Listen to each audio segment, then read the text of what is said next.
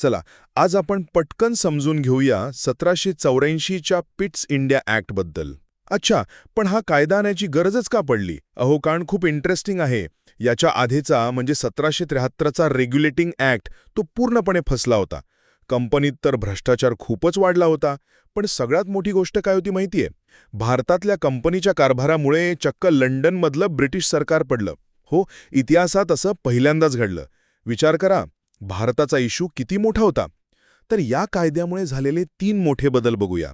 पहिलं म्हणजे dual control system सुरू झाली. म्हणजे काय, तर कंपनीच्या कामाची सरळ सरळ वाटणी केली.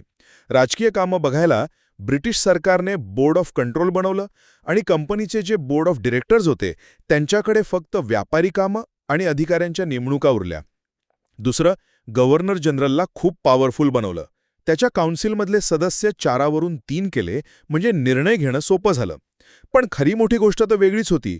कंपनीने भारतात जे काही जिंकलं होतं तो सगळा प्रदेश आता ब्रिटिश मालमत्ता आहे, म्हणजे ब्रिटिश पोझेशन, असं पहिल्यांदाच ऑफिशियली घोषित केलं गेलं. आणि याच घोषणेने भारतावर ब्रिटिश सत्तेचा पाया घातला गेला. आणि तिसरा महत्त्वाचा बदल, कंपनीच्या सततच्या लढाया आणि राज्यविस्तारावर ब्रेक लावला.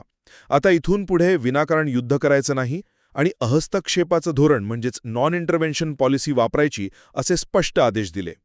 सोप्या भाषेत सांगायचं तर पिट्स इंडिया ॲक्टने ईस्ट इंडिया कंपनीचं रूपांतर एका व्यापारी कंपनीतून ब्रिटिश साम्राज्याची एक प्रशासकीय शाखा बनवण्याच्या दिशेने पहिलं मोठं पाऊल टाकलं.